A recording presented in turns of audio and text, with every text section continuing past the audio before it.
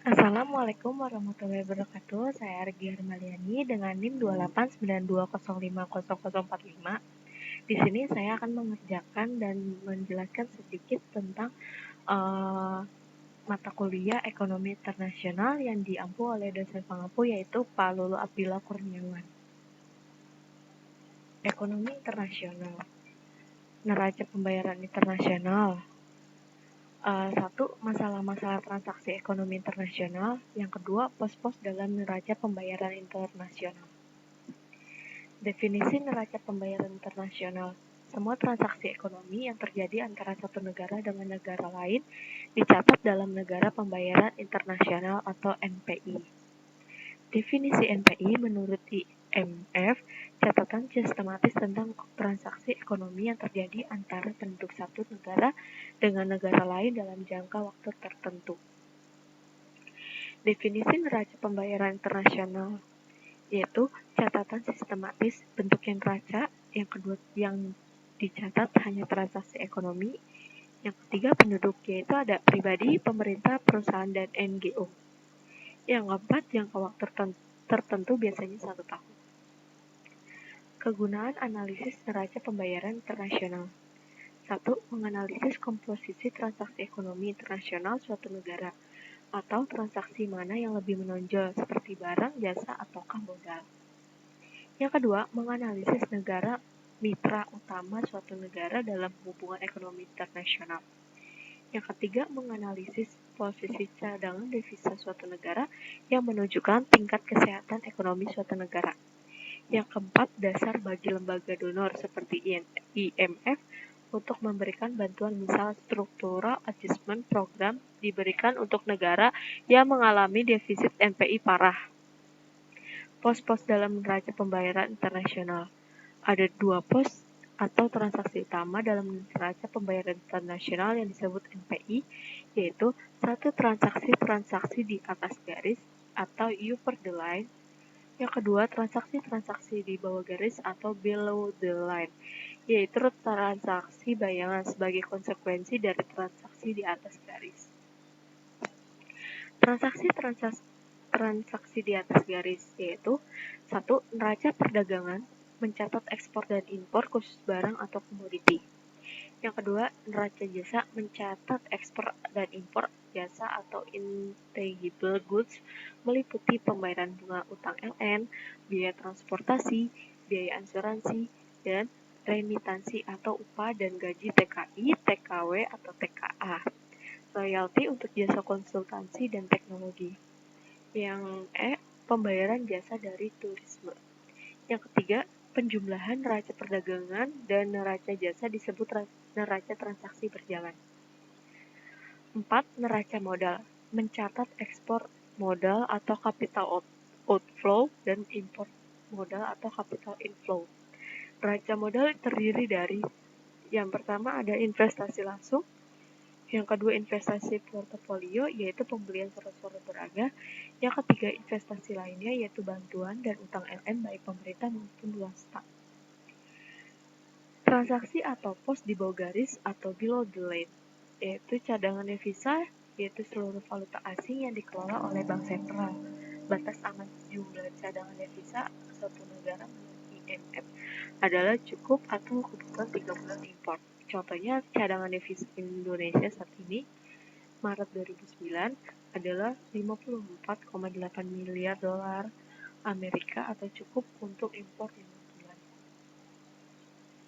Pos kesalahan dan selisih atau error and omission. Di samping neraca atau pos-pos yang sudah disebut, ada pos yang disebut sebagai kesalahan atau selisih perhitungan atau error and omission. Error adalah selisih perhitungan karena kesalahan pencatatan dan omission adalah selisih perhitungan karena transaksi yang tidak tercatat, misalnya penyeludupan. Cara pencatatan dalam neraca pembayaran internasional yaitu setiap transaksi akan dibukukan 2 kali atau double entry bookkeeping, yaitu di sisi debit dan di sisi kredit. Dengan demikian, secara pembukuan NPI selalu seimbang.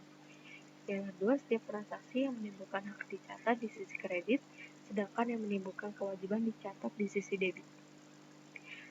yang ini contoh pencatatannya, sebuah perusahaan Indonesia mengekspor barang dengan kredit 3 bulan senilai 1.000 US dollar yang dibukukan, yaitu transaksi ekspor barang modal keluar, kreditnya dan debitnya sama, overall balance sama-sama ada. Penggolongan lain transaksi dalam NPI. Transaksi otonom yaitu transaksi yang timbul atas inisiatif pihak tertentu dan bukan sebagai akibat atau ikutan dari transaksi lain, misal ekspor dan impor.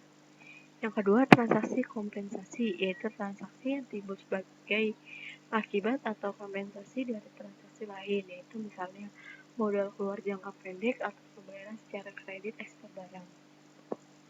Kriterianya yaitu seimbang bila cadangan devisa tidak bertambah.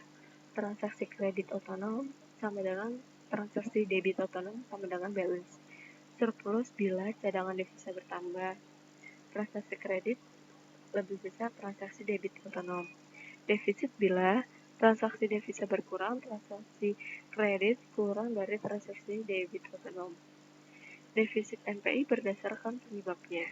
Defisit musiman yaitu defisit yang sifatnya musiman dan biasanya berlangsung dalam jangka pendek. Misalnya defisit pada hari-hari raya karena impor meningkat. Defisit siklis yaitu defisit yang terjadi karena siklus ekonomi. Jika waktu defisit ini akan tergantung dari jenis siklusnya, defisit jenis ini dapat diatasi dengan kebijakan moneter maupun fiskal. Defisit struktural, defisit yang menyebabkan karena masalah mendasar dalam sebuah perekonomian.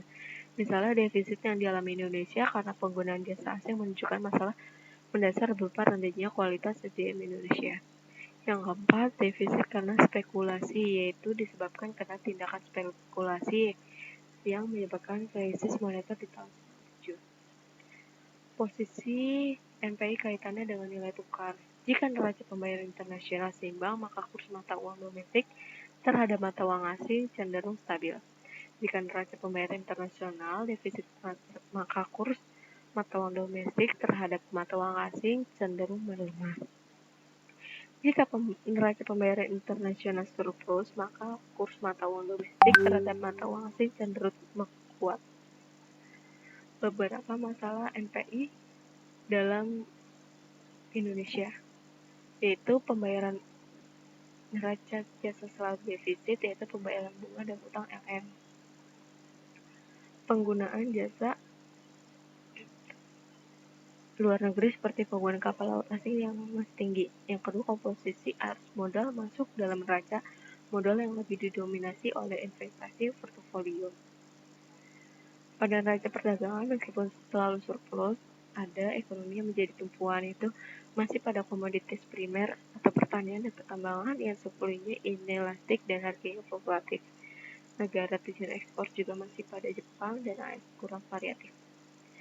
4. Impor non-migas yang merupakan 78,2% dari total impor, nilainya masih cukup besar, yaitu 71.907 juta US dollar dengan komposisi pada 2007 barang konsumsinya 6,1%, bahan bakunya 56,1%, barang modalnya 15,9%. Ini contoh kasusnya, kita bisa lihat di sini, di berita juga sudah disebarluaskan. Nah, ini nih, katanya resmi peningkatan kinerja Fed disebut didukung oleh transaksi berjalan yang meningkatnya. Di sini di berita ini juga CNN menjelaskan bahwa nilai tukar uang baru bisa di kantor pusat daerah gitu. Dan fakta di sisi lain defisit neraca perdagangan migas meningkat. Dan di sini juga kita bisa baca artikelnya di CNN karena neraca pembayaran surplus pada kuartal ini secara kita bisa lihat pada tahun 2022 itu sangat meningkat. Sekian dan terima kasih. Apabila ada kesalahan mohon dimaafkan. Wabillahi taufiq wa hidayah. Wassalamualaikum warahmatullahi wabarakatuh.